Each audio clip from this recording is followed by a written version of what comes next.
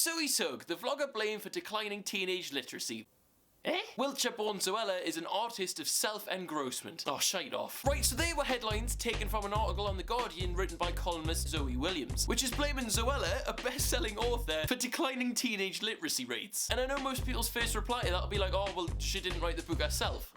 Irrelevant. Her books are literally the most popular ones amongst UK secondary school students. And then she runs a bloody book club. Like, I'm not trying to suck up to anyone, right? But the only way she could encourage kids to read any more would be to tattoo "books are mint" straight across her forehead. Like, the media have literally just set out like, right lads, what shit's happening in the world that we can blame on YouTubers? Some kids don't fancy reading as much. Oh, alright, fucking get that, Zoe lass. Like, this literally makes no sense. So I did a bit more research into this, right? And I think it's been taken from a study talked about in this article here, which is basically saying that YouTuber books are impacting on the reading age of kids because they're not challenging enough. Which I can see that point, right? But how can you personally blame someone for declining literacy rates when one, the two things don't even mean the same thing, and then two, it turns out that this study is the first one they've ever done, so what's it declined from?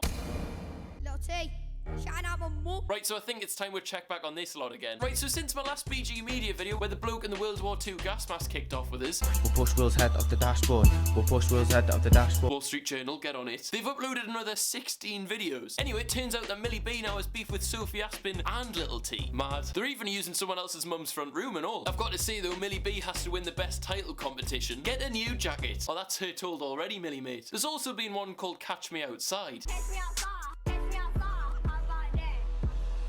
I just fucked up some bands. I just fucked up your plans. Jesus Christ. So there's been a bit of a buzz around the channel this week because not only is Sophie sent back for Millie B, Then your Friday night's home alone. Millie's got one less chromosome. bloody hell Sophie mate, she's also brought a little brother along. Wait, hang on, I swear I've seen him before. 130,000 followers, and that's just on my Insta. Most girls put their makeup on and they look like them turtle ninjas. Most girls do their makeup and look like them turtle ninjas. Line of the year, man, she's an actual hero. Right, okay, so I've just spotted this now, but we're mates over at Noisy have just done an interview with Stormzy and Ed Sheeran, and have a look at this first question. Ah, that's a brilliant one. It is. He's like, I'm going with Soph Aspin. She's got a story, man.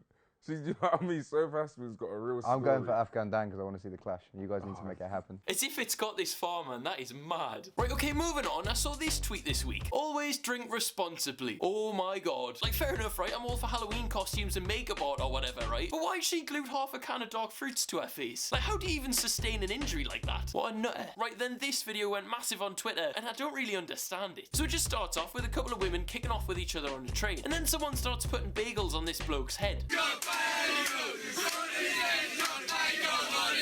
Poetry. They then start kicking off again, so the police come on and then they suddenly act like nothing's been happening. Like she was kicking off 5 minutes ago. Alright then, moving on. I took my girlfriend's little sister on a date so she knows how men should treat her when she gets older. Wait, hang on. Fixed it. Right, so then it was Pancake Tuesday this week, which isn't particularly anything interesting to talk about. But then you see this. Pancake Day. No better breakfast than a nice tuna pancake. Tuna? I'm sorry, right, but what type of monster enjoys a tuna pancake? Honestly, this makes old pineapple on your pizza thing look tame. Then our mate Storm Doris came along. So last year I made a full video on this storm called Katie, basically taking the piss because all it did was knock a few wheelie bins over. But Doris here hasn't just blown a few people and trees over, she actually killed someone, so I'm gonna stay quiet. And then there was the Oscars, which they managed to screw up by announcing the wrong winner of Best Picture. There's a mistake.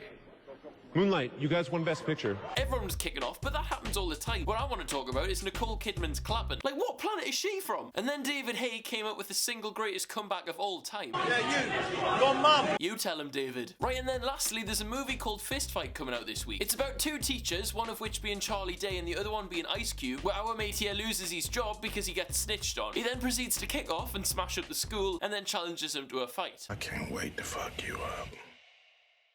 I'm sorry, what? It looks pretty mad and it's out in cinemas today, so get amongst it. Anyway guys, that's the end of the video. I hope you have enjoyed. As always, if you want to follow me on Twitter, my @'s here, my Instagram's down below, my Snapchat's just to the side there. If you have enjoyed, please leave a like, it genuinely really helps us out. And if you're new around here, feel free to subscribe and I'll see you guys later.